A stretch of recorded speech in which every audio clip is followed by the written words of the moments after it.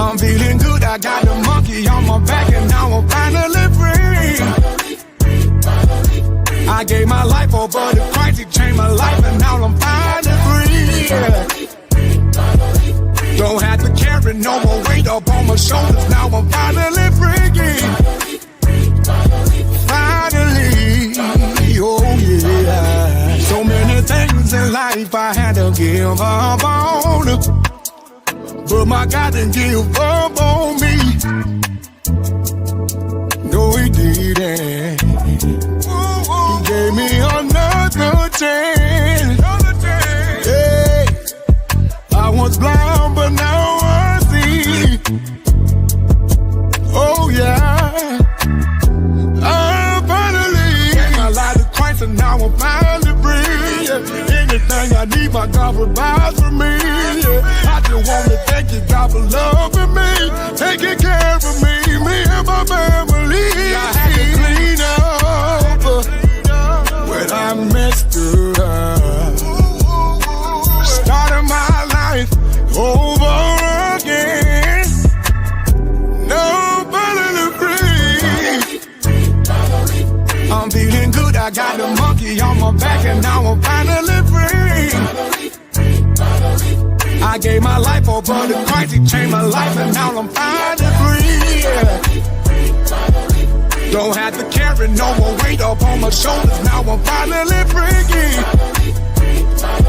Finally, oh yeah.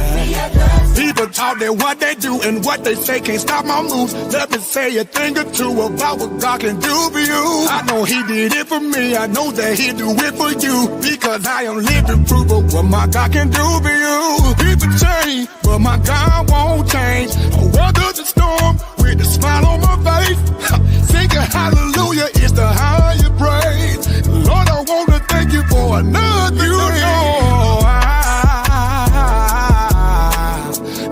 I've been changed.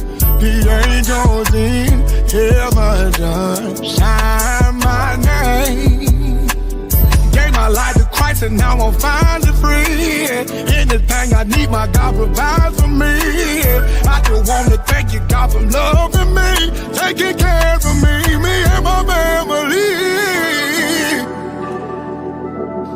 He took the shackles off my feet, now I can dance and now I'm finally free, finally free. This was for the people in the world who believe in Jesus, believe in Jesus. He took the shackles off my feet, now I can dance and now I'm finally free, I'm finally free. This was for the people in the world who believe in Jesus. I'm feeling good, I got the monkey on my back and now I'm finally free. I gave my life over to Christ, he changed my life and now I'm finally free. Don't have to carry no.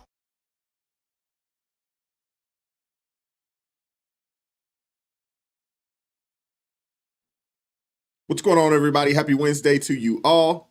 I hope all is well with you, man. Welcome back to another fun-filled show, ARP in the morning. I am your host, Wise. I hope all is well with each and every one of you guys. I want to make sure that I show some love right off the rip. Shout out to PK Krillin. Shout out to him, man. First in the chat, 8:16 a.m. Y'all ain't playing, man. Y'all are not playing. He says, good morning, ARP family from Savannah, Tennessee. Y'all have a blessed day. Shout out to you, PK Krillin, man. Appreciate you pulling up this morning. Thank you very much. As always, man. Shout out to Scott Jung. Appreciate you pulling up. What up, Regina? How you doing this morning? What's going on with you? What's up, Zephyr K9? How you doing this morning? Appreciate you pulling up. We got the Blues in the house early. Shout out to you guys. What's going on, Larry Montgomery? Redefined Queen. Appreciate you pulling up this morning. Thank you very much. What's up, Marianne? How you doing this morning? Appreciate you pulling up. We got Ken Long out of Gladwin, Michigan. Shout out to you. Appreciate you pulling up. Donald Lovejoy in the building. Colorado in the house. What up, Thea Flies High? Roscoe, New York in the house. Appreciate you pulling up this morning. What's up, Marta? How you doing this morning? God bless you. Yes, we did. It's hump day. It's hump day. We made it to Wednesday. Shout out to Gerard Coswell starting the show off with a $5 super chat. Appreciate you, man. Thank you for supporting the channel. I really, really appreciate it, man. He says, help me, Lord, to keep my mouth shut and my lips sealed. Psalms chapter 141, verse 3. Happy hump day, everyone. I need to hear those words today. Just one of them days. I understand, man. God bless you, man. Peace and blessings to you, man. Appreciate you supporting the channel, Gerard. Thank you very much, man. Thank you. Oh, you said you've been on a work retreat. I was wondering where you was at, man. I hadn't seen you this week. I was wondering where you was. I'm glad to hear all is well, though. Thank you. What up, Lori? How you doing this morning? What's up, Delinda? What's going on? KH Performance Horses. Okay. Are you a horse trainer? Is that what that is? KH Performance Horses. Is that what that is? You horse training? What up, Big Job Ford, man? Hey, I hope you enjoyed the birthday yesterday. I hope you enjoyed it. I hope you did. Let us know in the chat, man. What'd you get into? I know you went out to dinner or got a cake. Y'all did something. What'd you get into? It's hard to do stuff on a Tuesday, but you know, where there's a will, there's a way. Hope you enjoyed the day yesterday, though, man. What up, Reza Mahmood? Appreciate you pulling up, brother. As always, appreciate you. What's up, Shelby? How you doing this morning? What up, Kenneth? How you doing this morning, brother? Nashville in the building. Shout out to you, man. What up, Buddha? How you doing this morning? New York. What up, Peter? How you doing? Pasadena, Maryland. What? You right around the corner, bro. I be in Pasadena from time to time. I like to play golf over at Compass Point. I like to play golf over there, man. Compass Point, nice golf course over there, man. So I tend to go over there every now and again. I haven't actually gone out there to play golf in a little bit, but that's one of my favorite courses, and it's close to the house. What up, Carol Reyes? How you doing this morning? Chi-Town in the building. What up, Baby Lungs? Burnsville, Minnesota in the building. Appreciate you pulling up this morning. What up, Curtis Brown? Appreciate you pulling up. What up, Marie? How you doing this morning? Jody Taylor, C. Bergie. How you doing this morning, sister? Appreciate you pulling up. Hobo Rob, appreciate you pulling up this morning. Scott 8T8, appreciate you pulling up this morning. Thank you very much. Billboard Builds, what's going on? Appreciate you pulling up. We got Milwaukee in the house. Hey, Marianne, how you doing this morning? Toy Mafia in the building. What's going on? Oh, Gerard, we know you from Springfield, Missouri. We know you from Springfield, Missouri. Appreciate you pulling up. Herbert, appreciate you pulling up this morning. Cram Session, appreciate you pulling up this morning. North Carolina. Annette, Shannon, Rico, appreciate you pulling up. What up, Mark? Nashville in the building. Appreciate you pulling up this morning. Lynn D, appreciate you pulling up. Francis Finnerty, appreciate you pulling up this morning. South Carolina in the house. What up, Richard? How you doing this morning? Appreciate you pulling up. All right. So here for his daily dose of sensible reality, MR1. MR1 Patrol. Okay. I know that's Navy. I'm not familiar with what the MR is. I don't recall, and it must be a new rate since I've been out. But what's an MR, if you could explain that to us? What's up, True Texan? How you doing? What's up, Dr. Silla? How you doing this morning? Michigan in the house. Appreciate you pulling up, sister. Hope all is well. What up, Billy W? Shout out to Shine Cross with a $5 super chat. Good morning to you, brother. God bless you. Thank you for supporting the channel. What up, Diane? How you doing this morning? What up, Pat? How you doing this morning? What's up, Tanya Martin? How you doing this morning? Appreciate you pulling up. Steve Edmister, appreciate you pulling up. Buffalo in the house. Yeah, peace and blessings to you, brother Kenneth. Appreciate that. What up, Yaya? How you doing this morning? Laurel, Maryland in the building. We got some Marylanders in the house, man. That's what's up.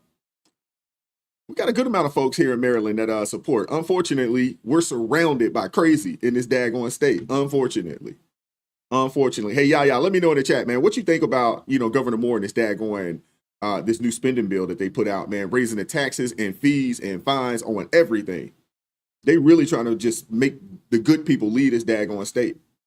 What's up, Israel? How you doing this morning? San Antonio in the house. Appreciate you pulling up. James Brown, appreciate you pulling up this morning. Oregon in the house. What up, EDH? How you doing this morning, brother? What's up, Allison? How you doing this morning? Appreciate you pulling up. Kevin Caldwell, appreciate you pulling up this morning as well. Shout out to Ken Long for the $3 super sticker. Appreciate you pulling up. Thank you very much. Thank you for supporting the channel. Appreciate that. We got Ozark Ghost Hunter. Is that Missouri as well? Are you Ozark from Ozark, Missouri? What's up, Dennis? How you doing this morning? Appreciate you pulling up. I thought so. All right, I see it. think that's says Springfield as well, Springfield, Missouri. Okay. Oh, machinery repairman. All right, Richard. Appreciate that, man. Hey, thank you for your service. Thank you for your service, man. Appreciate that. Okay. Machinery repairman. Okay. I was an AC when I was in air traffic control when I was in. So I don't know much about the machineries, man. We didn't even get dirty. We only worked 4 hours a day. It was a pretty chill job. What's up, Denise Harvey? GA in the house. What's going on with you? We got a Degenerate XR in the building. What's up, Heidi? How you doing this morning? We got Blanca in the house. Voices for the voiceless. Appreciate you pulling up this morning. What up, Quincy James? How you doing this morning, brother? Appreciate you pulling up. We got a good show today. We got a little bit to get into. I don't think the show is going to be as long, but we got a couple topics to get into today. What up, Christopher Cunningham? Appreciate you pulling up. We're going to get the show started here in a quick second. Bloody Spear 619, Cookeville, Tennessee. Appreciate you pulling up. Ace Brigade, appreciate you pulling up this morning. Cincinnati in the house. What's going on with you?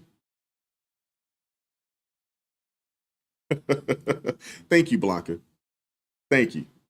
I don't have any interest in being a part of that world, though, to be honest with you, man. It's just too demonic for me.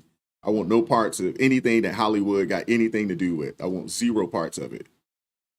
Zero. What's up, Angelica? Or Angela?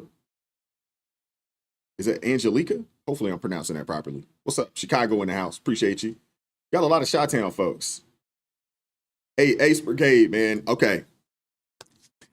I'm one of those people. I'm in the Baltimore area, and I'm Baltimore Raven fan for sure. But I grew up in Atlanta. I grew up in the Atlanta area, so I still rep. I got a lot of Falcon gear, as well. A lot of my family, actually all of my family, my intermediate family anyway, still lives down there. So, I still got to kind of represent for the crib. And I grew up down there. I went to high school down there, middle school down there. So I've kind of split my life, in a couple of different places. Tennessee for a little bit early on in my life. We moved to Georgia, middle school, high school, and then I joined the military, man, and I've been all over the place. But I kind of got somewhere to settle down, man, and this is the place where I decided to kind of chill and raise the kids. But I'm about ready to get up out of here and go back down south. What up, Asta Guy? How you doing this morning, brother? Good to see you in the chat this morning. Good to see you in the chat this morning. Appreciate you guys pulling up, man. We're going to get the show started. The only sport I really watch is football. I watch college football. I watch the NFL. That's it.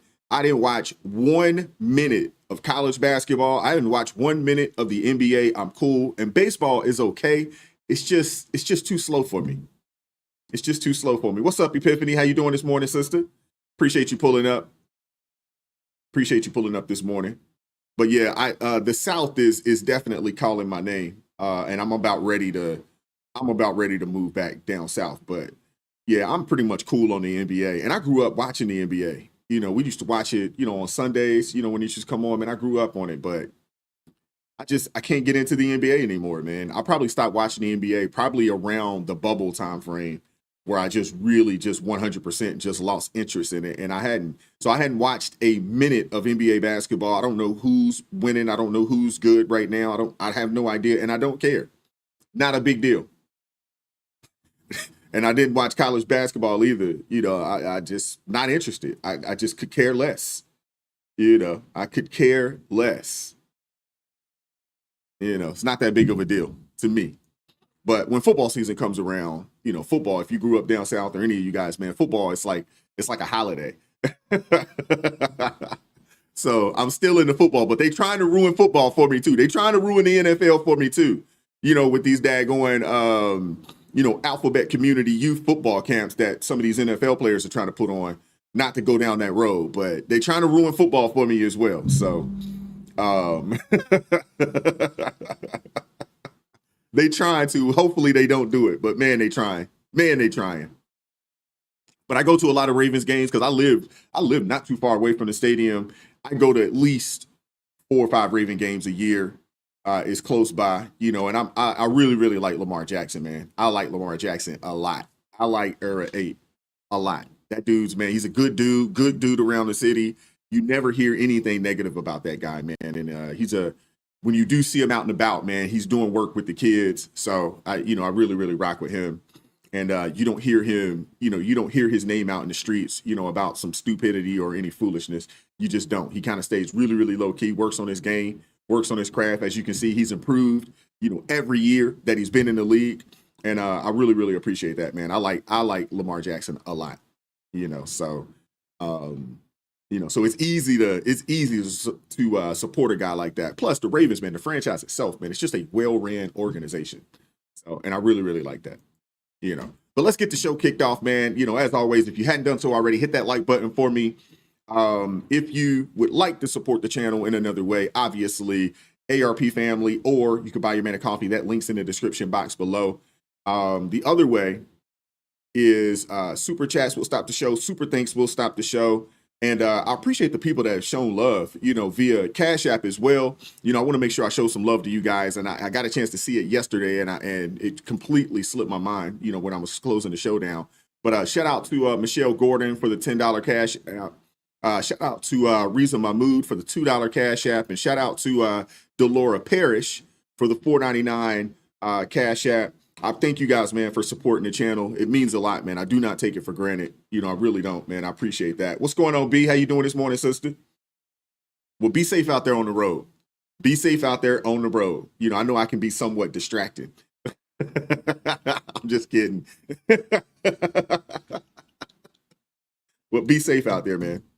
All right? So hit that like button for me. Super chats to stop the show. Super thanks to stop the show. And I appreciate everybody that supported the channel thus far, man. Thank you guys very much, man. I appreciate it. Let's get the show started. Ed, go ahead. As promised. Yes, thank you. You mentioned the 70 countries or so. I'm curious, though, under what conditions at this point would President Trump talk to President Xi about tariffs? Look, I just spoke to the president about this, and he believes that China wants to make a deal with the United States. He believes China has to make a deal with the United States. It was a mistake for China to retaliate. The president, when America is punched, he punches back harder. That's why there will be 104% tariffs going into effect on China tonight at midnight. But the president believes that Xi and China want to make a deal. They just don't know how to get that started. And the president also wanted me to tell all of you that if China reaches out to make a deal, he'll be incredibly gracious, but he's going to do what's best for the American people. So China has to call. All right, let's get into it. I want to answer a couple quick questions real fast. Thank you first and foremost, Epiphany. This shirt right here, this God Over Money shirt, man. I don't know if you guys listen to. There's a faith-based, a Christian rapper by the name of Bizzle. This is his merch right here. And, I really rock this. I got the hat. My wife actually bought it for me, but I got the hat. I got the shirt, man. It's really, really dope, man. God Over Money, man. I rocks with Bizzle and been listening to his music for a long time. If you have not checked out Bizzle, he is one of the best rappers out there. And it's not no shoot 'em up, bang, bang, cuss him. It's somebody that's, he's spitting, but he praising the Lord at the same time. And it's awesome, man. So if you hadn't checked out Bizzle, man, go check him out. He's dope. He is really, really dope. And Ace Brigade, I'm not really donating to any charities, but I do like to donate to a few ministries out there that the ministries that I believe in. And I don't like to, talk about stuff like that because, one, God says, you should be a cheerful giver, but at the same time, you don't want, I don't want you guys to praise me for, what I am, giving and things of that nature. So, but yeah, I'm more or less, I like to sow into a few ministries that are out there that are really, really trying to spread the word of God in the right way and bring souls back to Christ. So there's a handful of ministries out there. And I guess if you really think about it, I guess a charity that I do really support, on a month-to-month basis is Preborn. I don't know if you guys are familiar with Preborn, but and this isn't a commercial for Preborn, but I really, really rock with their mission, as far as saving these babies. I mean, there's so many kids that are being terminated, in the womb, and whatever I can do to support, those young women, that are going through that. And sometimes it's families, that are going through that feel like they cannot afford to take care of these kids. And Preborn, helps with that. So that would be right now probably the only actual charity that I would support. Everything else is supporting ministries. And there's a few of them, out there that I do support right now. Yeah. But let's get into it, man. Let's get into today's escalating trade tensions between the U.S. and China. And for some reason, legacy media seems like they are more, about the Chinese than they are about the, about America. They just are. It seems like it. And the White House the other day, they announced a substantial 104% tariff on Chinese imports effective as of midnight. And in retaliation, China is reportedly considering banning U.S. films, including Hollywood hits, as a part of its response to these tariffs. Now, I'm not gonna lie to you. I hadn't been to the movies. Well, I take that back. I just went to the movies 2 weeks ago to watch The Chosen. It was season 5, episode 1 and 2. My wife and I, we went to the movies to watch that, to watch The Chosen, which was really, really good, the first 2 episodes. But outside of that, there's not a whole lot coming out from Hollywood these days that I'd go spend some money at the movie theater to support, just keeping it a buck. But the Chinese official stance is that, pressure threats and blackmail, in their opinion, it's not the right way to engage with China. And this comes from a nation that has faced criticism for its own trade practices, including currency manipulation and, the imposition of trade barriers. And furthermore, China's declaration that it will fight to the end in this trade war reflects its firm position against the U.S. tariffs. And this marks a significant shift, as China is now confronting a U.S. administration that is actively challenging its longstanding trade practices. And domestically, reactions among U.S. elites, they've been mixed, with some expressing concern over potential economic repercussions. However, the administration maintains that these measures are necessary to address trade imbalances and to protect American industries. The U.S. has implemented a 104% tariff on Chinese imports, prompting China to consider banning U.S. films and vowing to fight to the end in this escalating trade war. And let's just keep it real, man. These developments, it really just indicates a significant shift in international trade relations between both nations.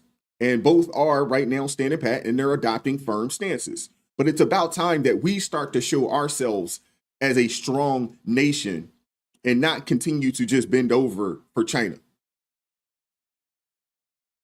Dr. Silla, you wouldn't watch Snow. Oh, my goodness. I wouldn't dare go and watch that daggone show. Walk us through the numbers. And is there any positive take on this? Well, I can answer the second question first. I don't think there's a single positive take on this. This is all just bad. It's bad, as we talked about before, for inflation. It's bad for economic growth. It's bad for everything. But let me put this a little bit in perspective. We talked about the stock market today and how bad a day it's going to have. This chart predates that, and it goes back really to the election. And I want to just show you, because Trump's got a bunch, as we also talked briefly about before, of other economic and challenges he's facing. And so the stock market, which is this red line, our stock market, we start out here. And he was doing pretty well after the election. There was this burst of Trump euphoria, as we saw in 2016 as well. But since Inauguration Day, it has basically been straight down for our stock market. And that is a combination of anticipation of these tariffs, but also just all the chaos and commotion down there, the cutting, the Doge, all this stuff and the uncertainty has really scared the market.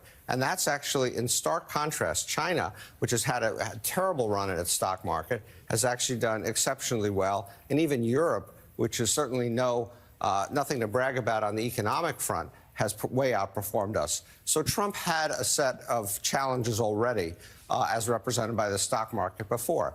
And again, before yesterday, because we don't have updated numbers just yet, economists were taking down their projections for the economy for this year.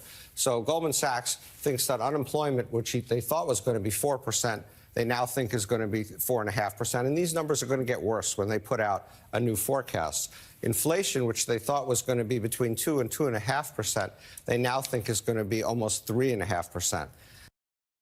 All right, so shout out to True Texan for the $5 super chat. Says the problem I see is China plays the long game of 50 years in the future, and our country is 4 years, 2 years at a time based on election, and it worries him. You're absolutely right. You're absolutely right. And I think that's a lot of our issue. In this country, we're really short-sighted in this nation, and that's a lot of our problem. And that's the difference between our nation and other nations, because a country like China, they can't play the 50, 60-year long game, to make sure that their agenda manifests itself. But this right here, it's predictable. It's predictable. The globalists, the globalist media out there, they oppose the tariffs. They fearing exposure of China's, exploitative trade practices. And in reality, strategic tariffs protect American jobs. They reshore vital industries and compel Beijing toward fair play. Yet, media narratives lack nuance, fixing on economic collapse and market doom. And ironically, as they forecast disaster, markets often rebound, highlighting the disconnect between media alarmism and economic realities. But I guess we really shouldn't expect anything different from these guys. I would almost bet that if Biden decided to do this, they would be touting this as, one of the best economic moves that has been done in America in some time. But because it's Trump, it's all doom and gloom and fear mongering. Headlines, New York Times, talking about the trade war escalating and market turmoil spreading across the world. Wall Street Journal, I will say, Mika, fortunately, the overnight Asia rebounded pretty strongly. Europe's looking pretty good. Futures also looking strong right now for the United States. Yeah, so the media and the political elites, they're all up in an uproar, as President Trump disrupts their comfortable globalist norms. That's the real issue right there. That's the real issue. Vice President J.D. Vance aptly describes them as, limousine socialists in a state of panic. Interestingly enough, though, these are the same individuals who previously criticized Trump for being too lenient on China. Now they accuse him of excessive aggression. And this sudden shift exposes their inconsistent narrative. Contrary to their dire predictions, Trump's tariff strategy is yielding tangible results. Treasury Secretary Scott Bessent the other day, he reported that nearly 70 countries have already initiated negotiations for new trade agreements. And this surge indicates that nations, some of which benefited from previous trade imbalances, recognize the necessity of equitable trade practices. This approach isn't about, isolationism. That's not what this is about. It's about fairness. It's about protecting American workers, jobs, and industries. And meanwhile, Democratic leaders are expressing concern over the extent of Trump's executive authority. Senator Elizabeth Warren, for instance, has labeled the tariffs as economic sabotage. I mean, this perspective, it seems inconsistent, especially considering past endorsements of executive actions on issues like student debt cancellation. When such powers align with their agenda, it's deemed bold leadership. When it doesn't, it's criticized as overreach. And the apparent double standard raises questions about the consistency of their positions. It really does. Do a little constitutional law. It's Congress that actually has to approve tariffs. But we gave this emergency power to Donald Trump. But Congress has the power under just a resolution, simple majority, to say it's not an emergency, fella. And that takes away his power to put all of these tariffs in place. Last Wednesday, we advanced in the United States Senate this motion to say, hey, we're not in an emergency situation with Canada. And 4 Republicans right then crossed over, voted with the Democrats, and it passed. And the importance of this, just to be wonky for a minute. We love wonky. Safe place. It's a privileged motion, which means it has to be brought to the floor to be voted on. So right now, we've got every Democrat lined up saying we are ready to declare we are not in an emergency. We are not at war with France, with Canada, with Italy. Can we just go through the whole list with Japan, with South Korea? We are not. And if a handful of Republicans will join us, We have the power to put a stop to this tariff catastrophe that Donald Trump is putting in place and pulling our economy into a ditch. So Congress granted the president authority to impose tariffs during national emergencies through legislation like the International Emergency Economic Powers of 1977, IEEPA. And now some lawmakers regret this delegation, not due to misuse, but because President Trump is utilizing it effectively to assert American interests. That's the real reason. I promise you, if Biden was doing this, if it was Barack Obama who decided to do this, they wouldn't care, and they would tout it as, we finally got a leader, being strong against the rest of the world. But because it's Trump, they got all kinds of problems with it. And China is feeling the pressure. Their economy heavily depends on exports to the United States. And, with a significant trade imbalance in 2024, significant. China exported $438.9 billion in goods to the U.S., while the U.S. only exported $143.5 billion to China. This means that China relies way more on access to U.S. markets than the other way around. Let's just keep it real. And that's the reality in all cases. Most countries want to do business here. So, and if you want to do that, we have the leverage. We should use it. Treasury Secretary Scott Bessent highlighted this disparity the other day, suggesting that China's position is weak compared to the U.S.'s stronger hand. They almost 100% depend on us. For years, China has engaged in practices like intellectual property theft, imposing unfair trade barriers. And now, faced with a U.S. administration demanding that they play fair, not asking, demanding that they play fair, China is resistant to changing the status quo. And I don't blame them for it. They've been getting over for years. So I don't blame them for being resistant. I don't. But it's about daggone time that we got somebody that's willing to stand up for the American people and push back. And beyond trade, there's this thing called national security. There is a critical national security concern. China now produces over half of the world's commercial ship tonnage. I mean, this dominance means that in a major conflict, the U.S. could find itself dependent on a strategic competitor for maritime needs. This is a precarious position that underscores the urgency of revitalizing domestic industries. And despite these pressing issues, some on the left view the administration's tough stance on China negatively. I just don't understand how people can see this. These are supposed to be smart people. A lot of these people, on these platforms are quote unquote Ivy League trained people. They should know this. They should know this. And they probably do know it, but they're being paid to tell you something else.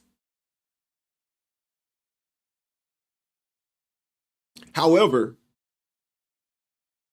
prioritizing fair trade and national security isn't about partisanship. It's about safeguarding American interests and ensuring a balanced global playing field. That's what this is about. That's what this is about. And I don't understand why people are fighting it. I really don't. Shout out to True Texan for the $2 super chat. Says, hey, man, it's a national security issue, just a fact. You're absolutely right, man. And what's crazy to me is I don't understand how people are against this. At 7 o'clock, I turned on CNN. I wanted to get a wider look at reaction to what Trump did today. And the anchor at 7 is a very smart woman. She's an ideologue to the left, but she's not a nut. To my shock, she was almost sympathizing with China. Let me tell you about China. They are the worst cheaters on the planet. Mm-hmm. They steal, every untoward thing that you could do economically, they do. Every year, the United States sends $300 billion more to China than they send to us in trade. $300 billion. Ireland, with a population of 5 million, takes more U.S. goods than China. Ireland. China blocks U.S. goods from coming into their country. So I don't care whether their tariffs 5,000%. Yeah, no, this Got seems it? to be China? this seems to be about remaking and putting China in a box, right? And there's a lot to that. It's I not, think, no. no. It is a game of chess, but it's more than that. It's a throwdown. We've had enough. You heard Trump say it. Right. You're building your military you're building your military off U.S. dollars. We're financing their military by the trade deficit. You're building that military to a point where war will be inevitable. Because you are stockpiling weapons and men to an extent that you don't need to be defensive. Trump knows this. But I want to get back to the American media. They don't know it because they hate Trump so much. They never report the truth. They never report the big picture. They never give you the danger of China, ever. And Voices from the Voiceless. He says people invested. I want to put this up here. People even invested in the stock market, crying about the stock market. You're right, man. You're right. I mean, the reality of it is most people don't have money in the stock market right now because they ain't got no money to put it in the stock market right now. Because if they did, whatever little money they did have, they've spent that over the past 3-4 years. But back to Bill O'Reilly and what he was saying. Trump knows this as well. I mean, Trump sees the threat and he's not afraid to do what needs to be done. He's not.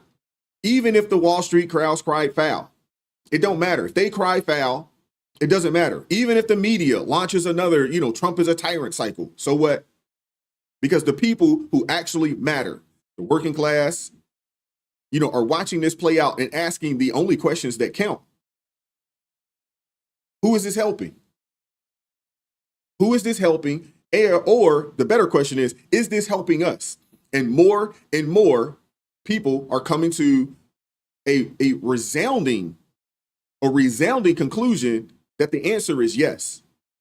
Lower gas prices, slower inflation, rising domestic manufacturing, a rebalance in global power. And that's what this is about. And the truth is that most Americans don't care about temporary market dips. They don't. We just talked about it. Most Americans don't care about temporary market dips because a lot of it is they don't have money in the market. And if they do, it's in their 401k and the market dips every 18 to 24 months anyway. And if you're not planning on retiring today, hey, not that big of a deal. They don't care if CNBC pundits, lose their minds for 48 hours. What they care about is long-term stability, jobs, and a fair shot. And the polls show it. Even CNN was forced to admit that Trump's absolutely kicking tail right now. Even CNN had to admit it. Was this concern among some folks that Donald Trump would come in for a second term and kind of be a lame duck. He ain't no lame duck. If anything, he's a soaring eagle. What am I talking about here? Let's talk about Trump executive orders in 2025. He's already signed 111 so far. That is the most at this point in a presidency in at least 100 years. In fact, it's the most in any single year, and we're only in April, since Harry S. Truman in the early 1950s. The bottom line is whether you like Trump or you don't like him, you can't say that he's come in and not try to deliver on what he at least believes was his promises on the campaign trail, and he's doing so in historic fashion. How are people reacting to and feel about Trump's approach? Yeah, okay, so Trump's approach here, what are we talking about? Trump's approach to presidential power. I think the American people recognize what he's doing here is completely different. We're talking, get this, 86% of the American public believes that Trump's approach to presidential power is completely different from past presidents compared to only 14% who believe it is in line with precedent. And we're talking about at least 79% of Democrats, independents, and Republicans. So again, you can agree or you can disagree with Donald Trump, but what you can't disagree with is that he's doing things very differently. I have used the Frank Sinatra quote before. He is doing it, quote unquote, my way, and that is what Donald Trump has done throughout both of his presidential terms, and he's certainly doing that, Kate Baldwin, in term number 2. So completely differently, clearly they agree, but take it a step further? Do the people think he's taken too much power? Yeah, this I think is the real question, right? You can believe that he's doing stuff completely differently, but do you think that he has a little too much power or not? And this is interesting. So Trump's presidential power is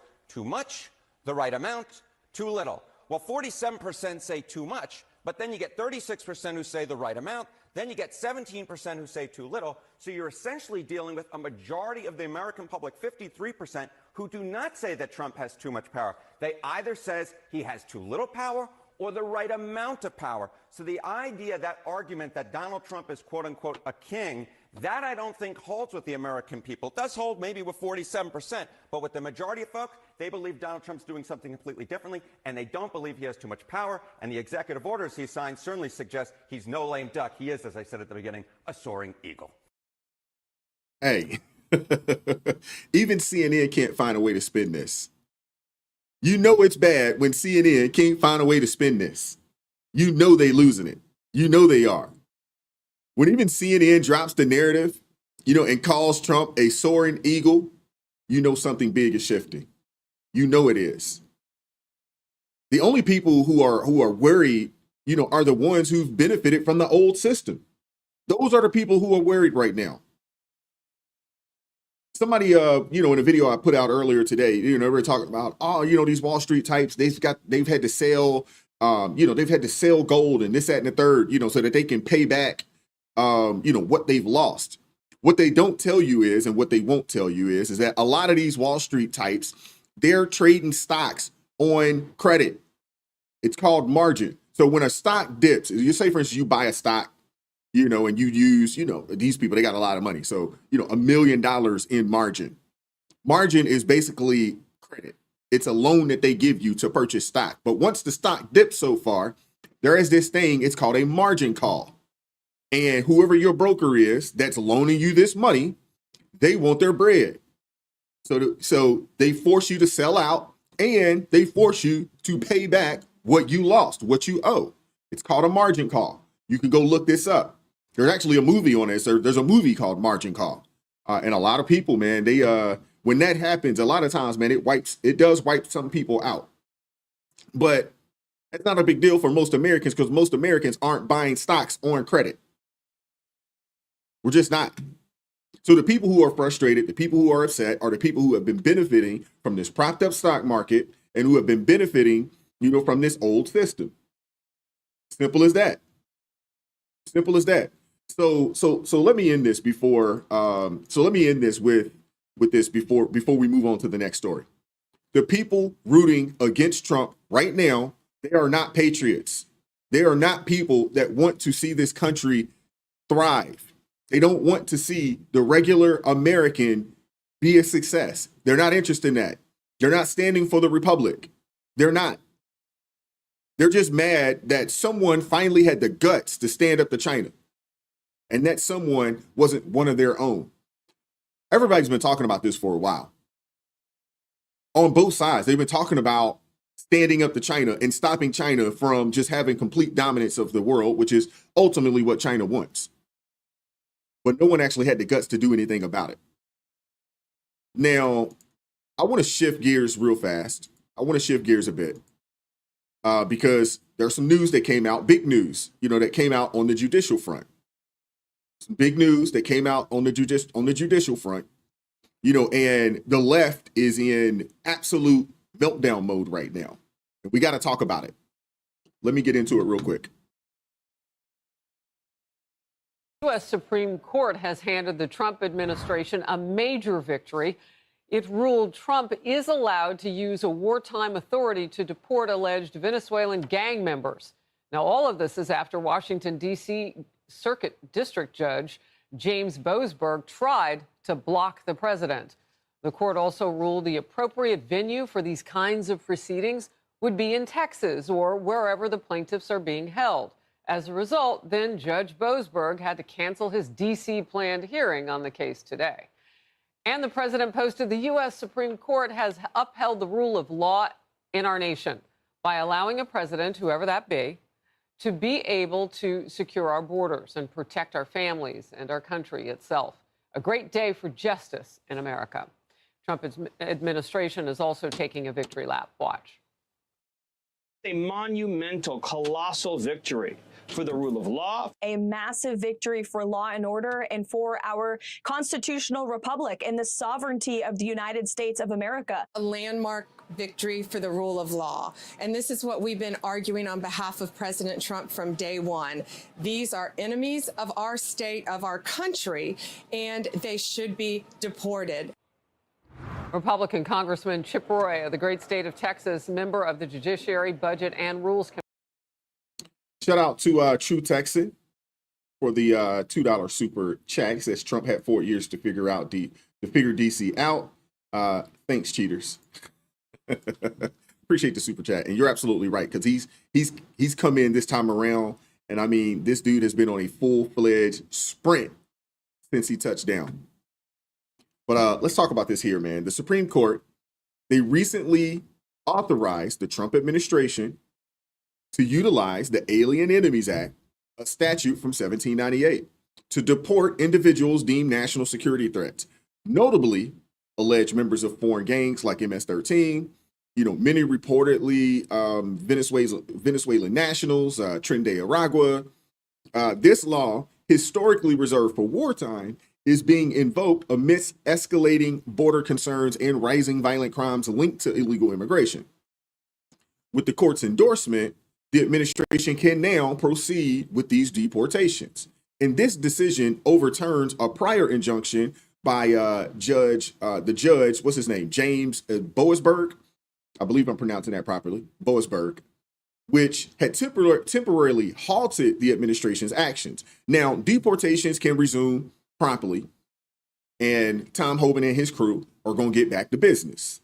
And this development also marks a pivotal moment in the ongoing legal challenges against President Trump's policies. Despite numerous indictments, impeachments, and lawsuits aimed at impeding his agenda, this ruling signifies a judicial affirmation of his authority.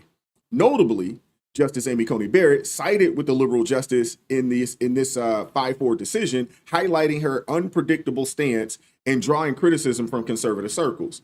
Concurrently, the court intervened in the case of Kilmar Abrego Garcia, and I'm not butchering that man's name, but they said that he was an alleged MS-13 member deported to El Salvador. A federal judge had ordered his return back to the U.S., but the Supreme Court temporarily blocked this mandate, indicating a reluctance to compel the administration to reverse deportations. Reactions from Democratic leaders and liberal commentators have been intense. On The View, and we got to talk about The View for a second. On The View, hosts expressed concerns about the historical implications of the Aliens Enemy Act, drawing parallels to past misuses during World War II and labeling its current application as potentially dangerous and discriminatory. And, so let me get into this. Let me pull this up. The Supreme Court overturned a judge's decision to block the deportation of men allegedly members of a Venezuelan gang to a brutal prison in El Salvador. Now, this means the administration can continue deportations under the Alien Enemies Act, but the ruling makes it very clear that the detainees must be given due legal process before making the decision to deport them. Now, the White House is making it like it's a big win for them. They just got checked,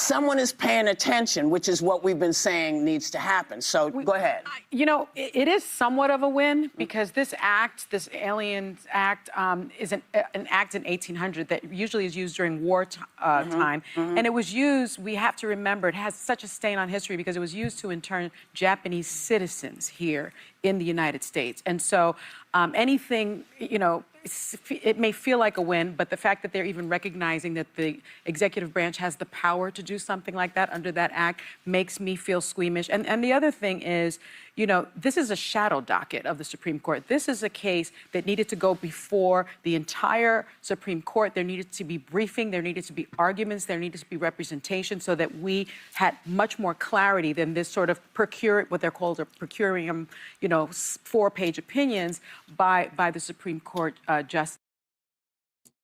All righty. Shout out to Jeff for the $11 super chat. He says, I remember back in the 90s when the left, Janet Reno and Bill Clinton, tore a young Cuban refugee named Elian Gonzalez out of his mother's arms by rifle point. Yeah, I remember that. I was pretty young, you know, when that was happening. I wasn't paying a whole lot of attention to what was going on politically, obviously. But I do recall that, you know, being all over the news for, you know, months on end. I remember that. Shout out to you, Jeff, man. Appreciate the $11 super chat.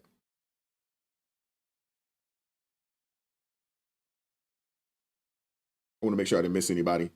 Oh, we got one more from Jeff over here. He says, shout out to you for the another $11 super chat. Says, but now they fight to death, literally and figuratively, for illegal gang members. Shaking my head. Yeah. Unfortunately, I mean, these people do not care about, the United States citizens. They don't. They care more about, you know, China, obviously, and illegal immigrants than they do their own citizens. Shout out to Jeff for the other $11 super chat. He says, what due process did the J6ers get? Hypocritical much? Yeah. And a lot of these guys, man, they were in there with no court dates, nothing. It's crazy. Appreciate that, man. Thank you for the super chat. Thank you for supporting the channel today, Jeff. Appreciate you, brother, as always. But in reference to The View, Sonny Hostin and the crew over there, imagine being so worried for criminals. Why are they so focused on these criminals, man? Seriously. I mean, this whole performance, man, it just reeks of coke. Because the truth is, they're not upset about the law. They're upset that it's being applied effectively. And before I get into that real fast, you know, I want to talk about this Alien Enemy Act. And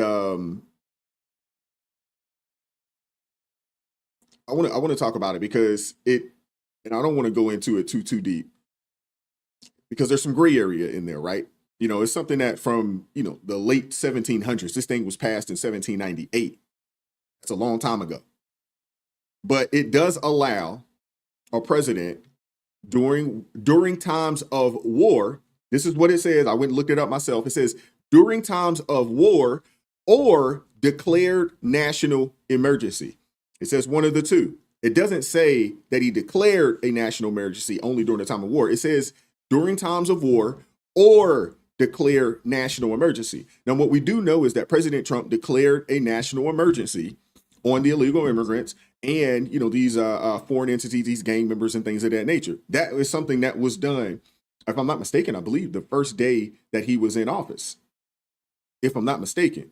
So because he declared a national emergency, it does give him the ability to do this. I know a lot of people are up in arms about it.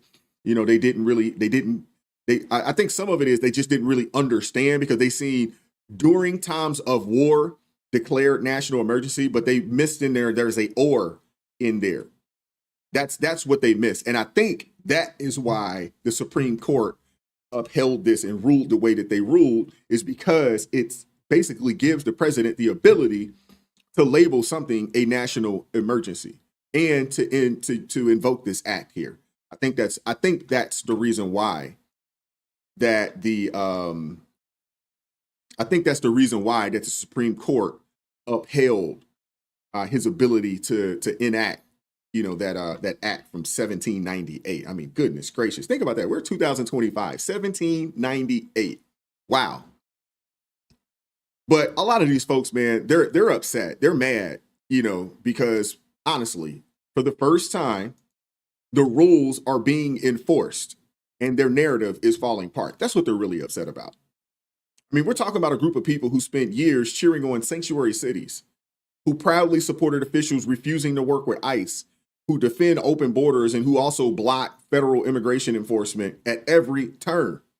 And now suddenly they actually care about jurisdiction or due process or the rule of law. All of a sudden, these are the same people that will tell you crossing the border illegally isn't a crime. The last time I checked, the term illegal and crime, they go hand in hand with each other. Last time I checked. But these are the people that will say that, oh, crossing the border illegally, it's not a crime. And the thing is that what's more insulting is that they're using, emotional manipulation to make their case. Oh, this is a father, it's a husband, a worker. They say he has no violent record, but none of that changes the central fact that he was in the country illegally. That's not up for debate. And once you're in the U.S. illegally, the government can deport you. And let's not gloss over what the Supreme Court actually ruled. They didn't rubber stamp Trump's policies outright. They didn't do that. Excuse me. They didn't do that. They didn't rubber stamp the policies outright. They said the lower court that tried to block the deportations don't have the jurisdiction to do what they did. It's basic legal principle. But a lot of people don't really understand, how this country works. They don't understand the three branches of government. And some lower level judge don't have the type of pull to override anything that the president wants to do, that the executive branch wants to do. They don't have that type of power. The only court that could do that is the Supreme Court. That's the only one that could do it. These justices, they didn't say that, this man would never get another hearing. They just refused to let activist judges dictate federal immigration enforcement without authority. But the left didn't care, man, and they don't care. Their outrage turned theatrical. They called it racist, of course. That's what they do. Everything's got to be racist. If it goes against their agenda, it's racist, no matter what it is. They said that the court was enabling fascism. Some even compared the El Salvador prison to internment camps from World War II. I mean, that's not analysis, man. That's melodrama. But to be honest with you, man, we've come to expect that type of rhetoric from the left, that type of behavior from the left. But this isn't the only big, thing that came from the Supreme Court, ruling the other day. And this thing right here, it came down this week. Another victory, from the court lets the current administration, at least temporarily, terminate about 16,000 probationary federal employees. That's another thing that came down. Let's look at that. Court is allowing the Trump administration to fire 16,000 probationary federal workers for now. The decision rescinds a lower court order that those workers be reinstated as the legal battle plays out. Let's bring in senior Washington reporter Devin Dwyer for more. Devin, what went into this decision? Diane, this was a challenge brought by 9 labor unions for federal employees and a bunch of nonprofit groups. They had sought to challenge the dismissal of roughly 16,000 probationary workers. Those are federal workers who have been on the job for less than a year. They were dismissed en masse in the early days of the Trump administration. A number of those groups said that was done illegally by the Office of Personnel Management, simply dismissed across the board. A federal district court judge put a hold on those, said the Trump administration need to reinstate those workers, that it was likely illegal the way that they were fired. But today the Supreme Court reversed that decision. It's whiplash here in Washington, Diane, and that now the Trump administration can proceed with the termination of those workers. The judges basically at the lower court, Diane, never questioned the government's power to fire these workers. It was just how it was done. But the Supreme Court today said actually these labor unions don't have standing to even take on that challenge. They said that these groups had not shown enough evidence that they are directly harmed to be able to bring this case. And so for now, even as the litigation moves forward, these workers will be off the job effective immediately going forward, Diane. All right, senior Washington reporter Devin Dwyer, thank you. The Supreme Court is allowing the Trump administration. Okay, so Supreme Court delivered another significant win for the Trump administration. They did. efforts to downsize the federal workforce. It's another dub. In a 7-2 decision, the court blocked a lower court's order that required the reinstatement of approximately 16,000 probationary federal employees who were recently terminated. The legal battle began, when U.S. District Judge, William Alsup, he issued an injunction mandating the rehiring of these employees, arguing that the Office of Personnel Management, OPM, overstepped its authority. The administration countered, asserting that the nonprofits challenging the firings lacked legal standing, and the Supreme Court agreed, stating that organizations did not have the requisite standing to sue. And while this ruling allows the administration to proceed with its workforce reduction plans, it's important to note that a separate injunction from a federal judge in Maryland remains in effect, covering additional agencies and affecting employees in 19 states and the District of Columbia. This decision underscores the administration's commitment to reshaping the federal government. And despite ongoing legal challenges and opposition from labor unions and advocacy groups, the debate over the scope of the executive authority in managing the federal workforce continues to be a contentious issue. Transparency, we literally just got this in. We're looking at it right now. We did hear from the great Paula Reed explaining it. Jamie, I'm going to go to the daughter of a judge right now. Right. Not a Supreme Court justice, but she might as well be. Still very important. Very important. And I do think, obviously, a win is a win. Right. Having said that, this isn't the final word from the Supreme Court on that very crucial question about whether or not the Trump administration has the right to fire the probationary employees as they did. Correct. So we are going inch by inch, step by step through the courts. It is a win today. Big picture, we're going to have to wait and see. I just want to go 30,000 feet for a moment and talk about the context of this, though. When you get a ruling like this, and these people have been told that they're not going to get paid when they're on leave, there's a reality. They have to go out and find another job.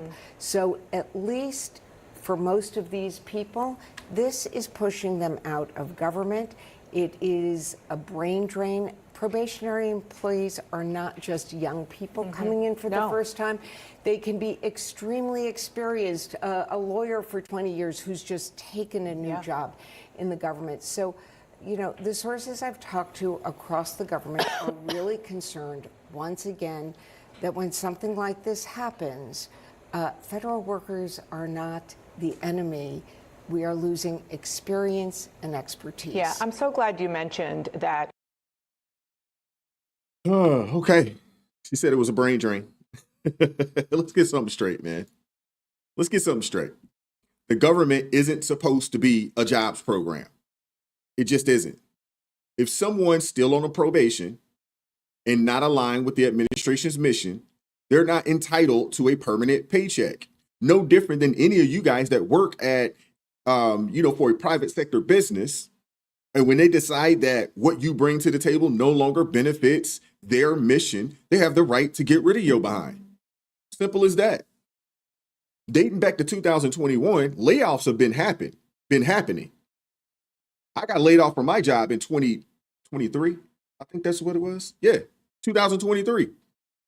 I didn't see anybody, come looking for me to interview and ask me, how bad it was, to get laid off. I didn't see that. Nobody came and had a conversation with me. Seriously, where was the sympathy for the thousands, who lost their job, during the Peter pandemic? Where was the sympathy, for the hundreds of thousands, millions of people who lost their job once we really hit an economic recession starting back in 2021? Where was it? Where was the sympathy for these people? We all had to just figure it out. But the broader message here, is unmistakable. The courts are no longer an automatic roadblock to President Trump's agenda. Whether it's on immigration, personnel decisions, or executive power, the Supreme Court appears to be siding more and more often with a broad view of the president's presidential authority. That doesn't mean that every case will go Trump's way. That doesn't mean that. But for now, this particular situation, this particular case, it's another win for Trump's camp. It is. And it just affirms, you know, at least for now, the president's ability to take swift action to shape the federal workforce. And it sends a signal that activist judges and progressive non-profits, they can't block executive authority on weak procedural grounds. And whether this really holds, you know, in the long run remains to be seen. But one thing is for certain, President Trump is racking up Supreme Court victories. And the establishment is starting to sweat. Now, we'll see what happens, you know, once these things, you know, go all the way up. We'll see what happens. But I just can't see the Supreme Court taking executive power away from the president. I just can't see it. I just don't see it happening. And I definitely don't see that happening and them giving it to, you know, lower level district judges. I just don't see it. I don't see that happening. I really don't. But that's all I have for you guys today, man. That's it. Short show today. It is Wednesday. Happy hump day to you all. I appreciate you all pulling up. Shout out to the Blues today who, you know, always keep things civil in the chat. I do ask and I do suggest that you guys, you know, not just listen to me, but also take some time, do some additional research, do some additional digging, go read some articles, from both sides. I don't know if you guys are familiar, you know, with Ground News, but check out Ground News. Check out Ground News. You get a chance to read articles from both sides. And then you can also, you know, do some research, you know, for those that don't like to Google, maybe you can go hit the library and do some research, you know, on constitutional law and learn a little more about tariffs and learn a little more, you know, about what's going on, you know, in the world so you can be educated, properly educated. You know, it's one thing to listen to people like myself and others that are out there, but it's another thing to take that information and then go and do some additional research, digging. And that way it kind of gives you the opportunity to come up with your own, you know, with your own take, your own opinion, you know, on what's happening out there. But I appreciate you guys pulling up as always, man. Thank you very much. Shout out to everybody that supported the channel financially today. Shout out to you guys. Shout out to those who support the channel via Cash App. Appreciate you guys as well. And RJ Hudson says, oh, he definitely looks stuff up. Good. I'm one of those kind of people. You know, I like to listen to things and I like to go do some additional digging, do some additional reading, do some additional research on my own. Because one, I just don't want to be, you know, I'm a naturally inquisitive individual, but I want to make sure that, you know, whatever information I'm getting is factual information or factual enough information for me to come up with my own opinion.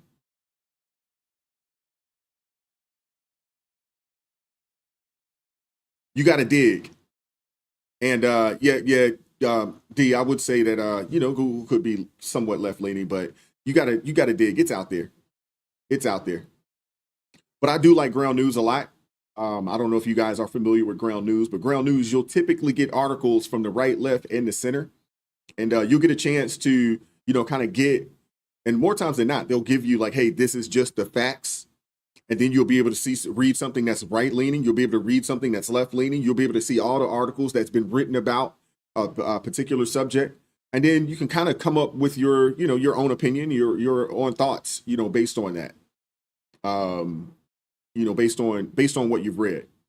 And there's a multitude of ways. I mean, there's always, you know, there's a multitude of ways that you can go and look this information up.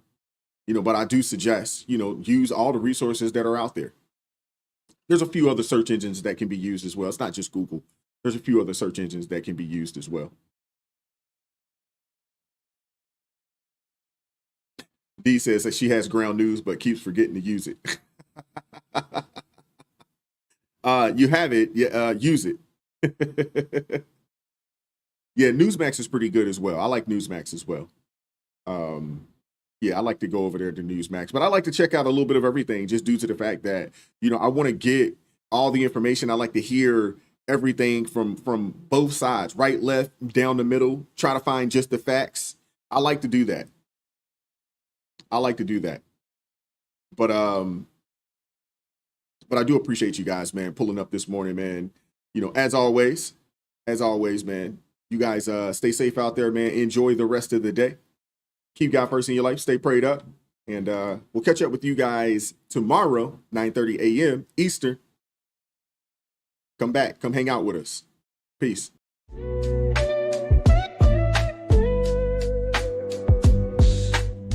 Vibes so raw, can't hide the truth. Words so sharp.